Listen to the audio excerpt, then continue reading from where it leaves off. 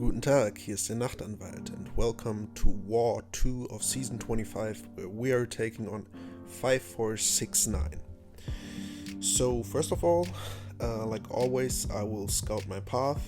This is a short war for me. I only have 4 fights. The global tactic is protect, like almost always, and I will start on path 6, fighting that magic on power alternator and power focus 1, and for section 2 I will be going on path 1 fighting sentinel and infinity Iron Man.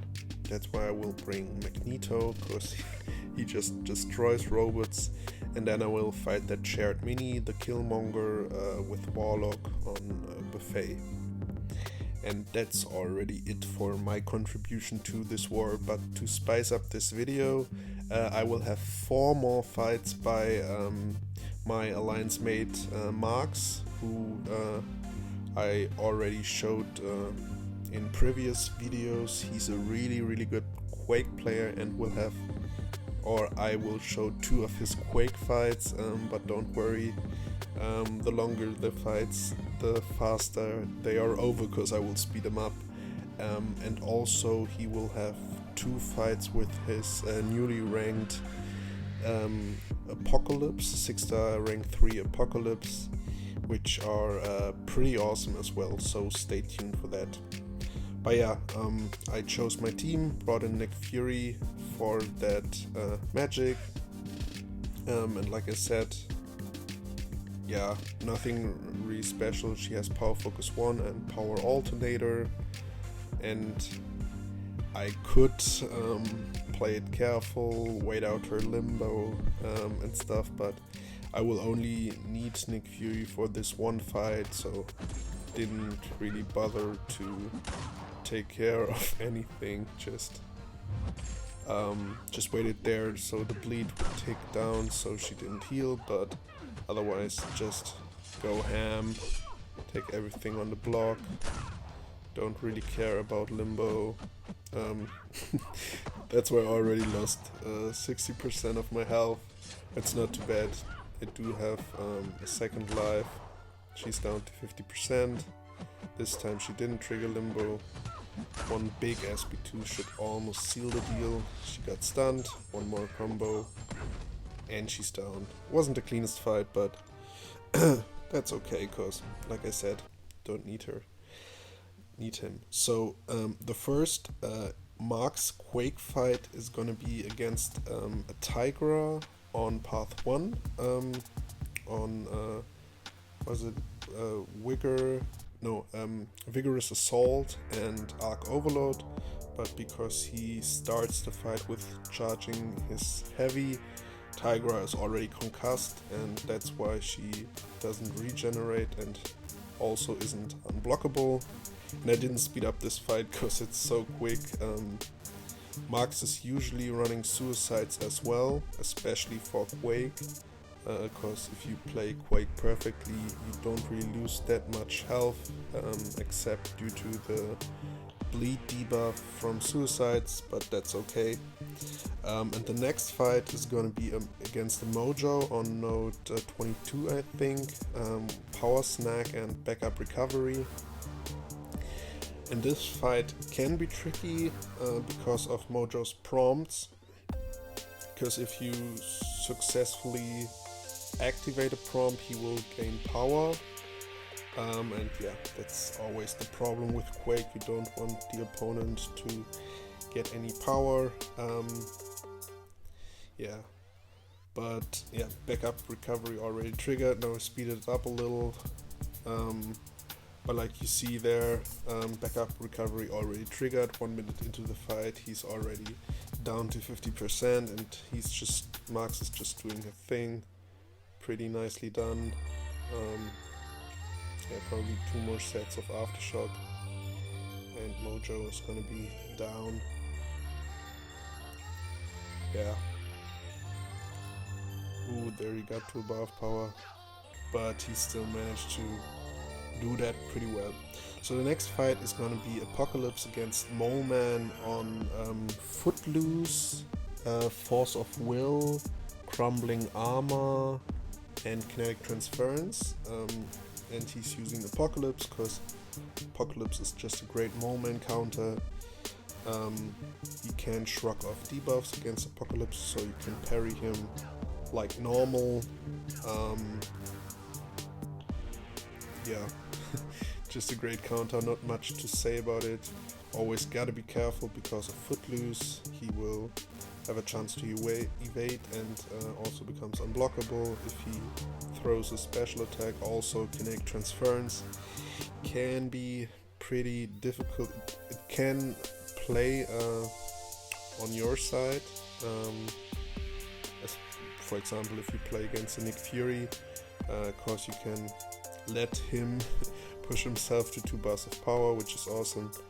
But usually it's not that great because you don't want the opponent to get that much power. And yeah, especially on this node, the more power they get, the more specials they throw, and the longer they are unstoppable and have a chance to evade. But yeah, Marx is doing a really good job here. Haven't done any mistakes. 1.5 minutes into the fight, Moleman is already down to 30%. Just gotta wait out the unstoppable and evade chance, and then he can just nice intercept there. Yeah, pretty great fight. Huge Apocalypse, really really jealous of this 6-star rank 3 Apocalypse. Yeah. Also, a really good thing on this node is crumbling armor, because like I said, you have to wait sometimes, and if you run willpower, you can always heal by the armor break debuff, which is awesome. So now he's finishing off the fight with a nice SP2, and Moleman goes down. And the last fight of Marx is a really long fight. It's the shared mini of section 2 path 4 to 6. I think it's a rank 3 Nick Fury with ebb and flow intercept. And yeah, it's just really long fights. You have 2 lives to get down. That's why I speeded it up. And yeah, I will just stop talking and let you guys watch the fight, and I see you guys on the next fight.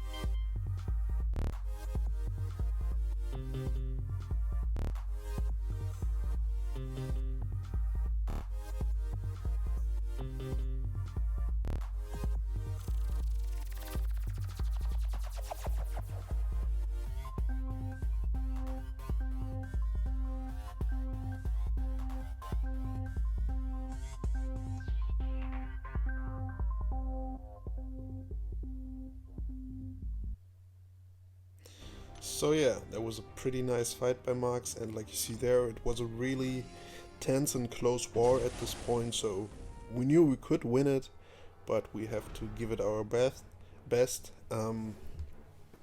So now I had 3 fights for section 2, on path 1 the 2 fights, and then the shared mini, a Killmonger, and like I said, I brought in Magneto for Sentinel and Infinity Iron Man. And yeah, there's not really much to be aware of. Only thing is that with Magneto's heavy attack you can trigger protect, and then you have to do intercept, or the fight just takes longer, but it's not too bad. Also, if I fight Sentinel, I always try to do medium, light, medium, so I don't build up his charges. Yeah, but otherwise there's not really much you have to be aware of in this fight. It has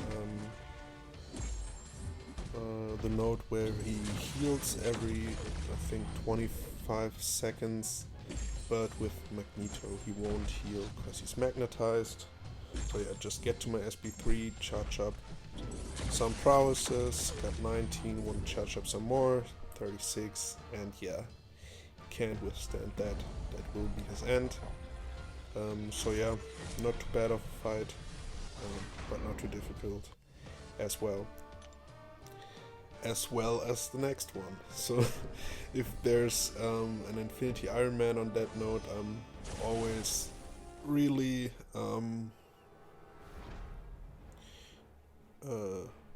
what to say, yeah, not really afraid or excited or anything, because it's a really easy fight with Magneto. He can't heal, so Buffet is never in place. Lionheart also doesn't come in play. Yeah, just try to reparry him as many times as possible to build up my prowesses and do a lot of secondary damage with my heavy attack, still getting Magneto's sick level up. But there he just regenerated twice, and well, it can happen. Magneto only prevents